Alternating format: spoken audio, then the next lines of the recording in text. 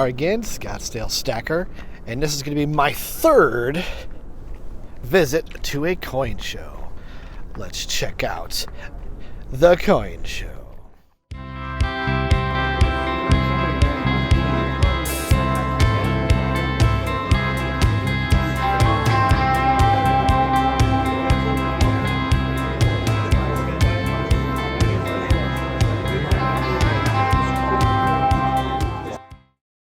How did you get started in gold and silver? It's a very long story, but in 1971, I was 5 years old, and I actually went to kindergarten until noon, 5 days a week. And from noon to 5, I went to work in our family business. I got paid 25 cents an hour to help stock shelves and sweep the floors. And so by the time I was through high school, I was actually serving as the assistant manager of the store. So I got paid from the time I was in kindergarten for a job. I also had the opportunity to sometimes ring out customers and accept cash for their purchases. Well, back in 71 to 80, there were still a lot of wheat pennies and silver dimes and quarters circulating. And I began to start to put together a collection of Lincoln cent wheat pennies. I would roll hunt. I would take my paycheck from the store, $5 or $7 or whatever it was. I would go to the local bank and I would start to buy rolls of pennies. And I'd go to the stoop of the grocery store next door and I'd open the rolls of pennies. I'd sort out all the wheat pennies and keep them for myself. I'd roll them back up, take them back to the bank next door and trade them in for new rolls. So I started with Whitman folders and putting together a collection of wheat pennies, and it kind of expanded from there. When I went off to college, I hid all of my coin collection in the bottom of my mother's piano because I knew if I was going to college and I had my coin collection, I'd be inclined to sell it for beer money.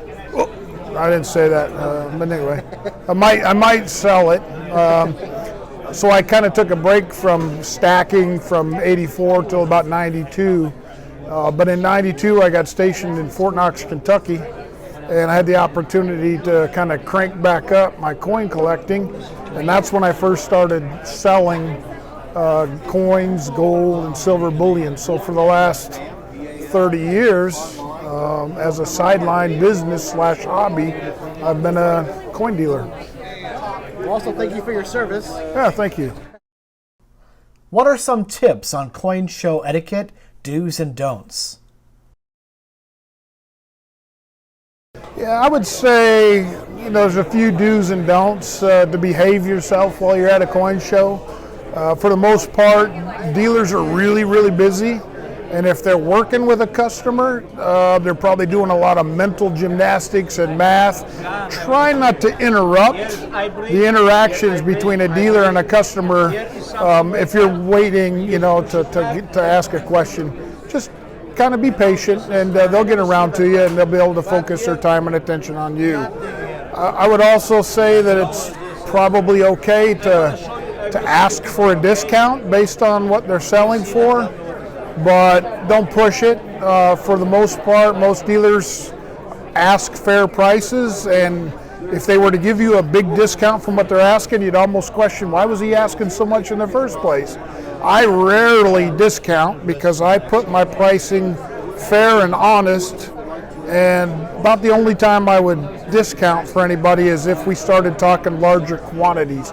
Larger quantities for me personally as kind of a bulk wholesaler starts around 300 ounces of silver and 10 ounces of gold. That's when I have the flexibility to discount a little bit more than my already wholesale pricing structure. Well, thank you so much. I'm smiling. I know, give me a smile. He counseled me, folks, last time. He's like, you look a little gruff and rough, maybe you want to smile, you don't like scare anybody. It's for the thumbnail. Thank you so much. Thanks, buddy. Yeah.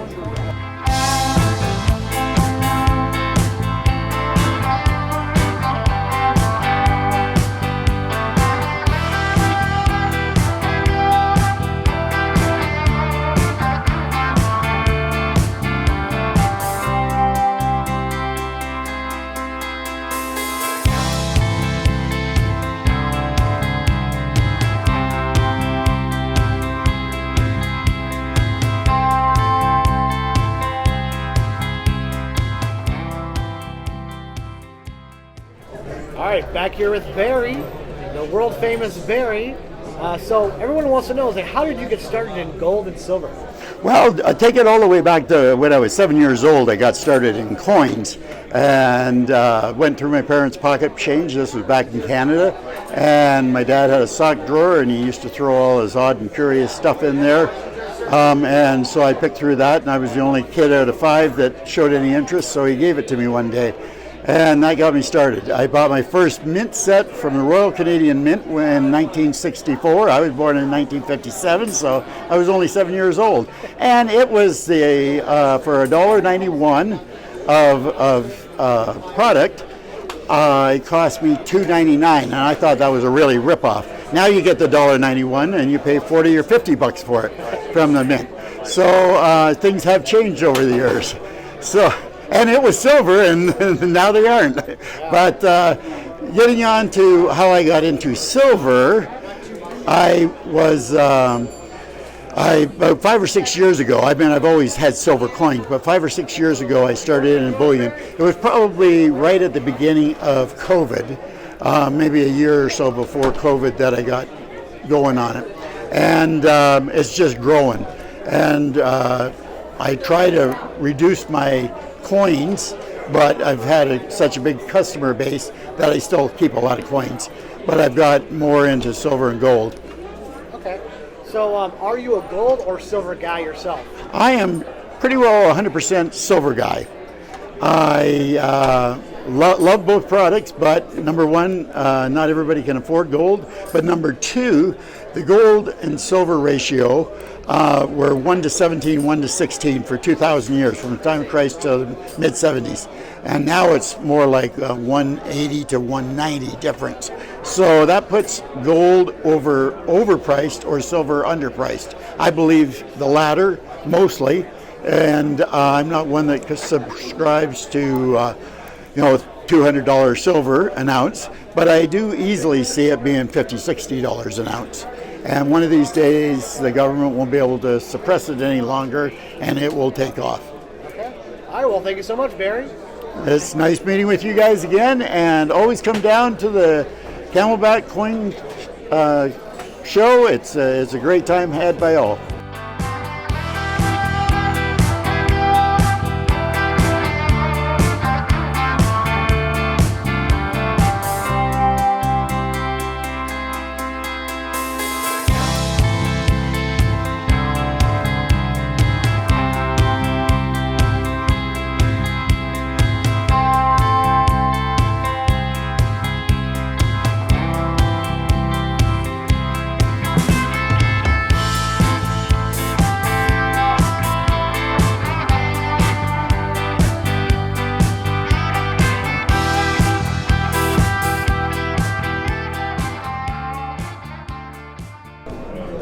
So here I am with David Doyle from Red Storm Coins and Collectibles.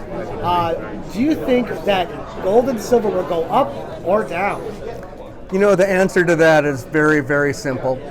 Yes, I think that the price of silver and gold will go up, and I know that the price of silver and gold will also go down. If you look at the history of the precious metals, it's a commodity, and commodities change values depending on demand and supply. And there are times when demand for silver and gold increases and the supply becomes scarce, and there are times when there's too much silver and gold in the market and not enough demand and the prices come down. It's a simple formula, but short term, silver and gold have been relatively steady, anywhere between $22 and $24, not much over 24, not much under 22. So it's really trading in a narrow range. Same thing with gold. Gold, I think, is more volatile. There was a time last year, 2 times, when gold dipped into the 1700s an ounce. Right now it's about 1940 or something like that an ounce. Last week it was closer to 2,000, came down about $50. So that's my answer. Okay. What are the benefits of coin shows? Easy answer. Coin shows give people an opportunity to see lots of different coins and meet collectors and others interested in coins and collectibles.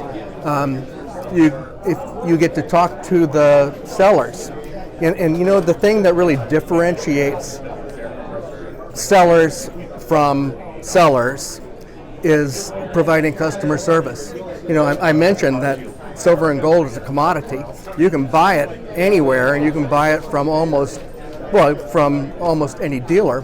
The only thing that makes the difference really is how the seller treats people and the experience that the people have. So one of my goals is to provide excellent customer experiences, and so much of that is about education. I get a lot of people who ask questions, and I have the answers. And if I don't have the answers, I can look them up and get back to them. And I do follow through on that. I've got customers who come back time and time again because they like the experience. Okay, well, great. Well, thank you so much for being in the show, and I look forward to the next time seeing you in the next coin show. Thank you much. Yeah, thank you. Well, there you have it. Wow, third coin show. I feel like I'm an expert now on coin shows. I know it's the same one, same location. I would love to visit some ones all around the country, even the world if I could, because I'm pretty sure the stuff in over across the pond has a lot of different things. Most of the stuff here is all American, so it'd be cool to get some European silver and gold. But I'll tell you, you know, I'm pretty much at 100 ounces now. I'll be making another video showing you guys what I got at my third coin show. So again, thank you for watching.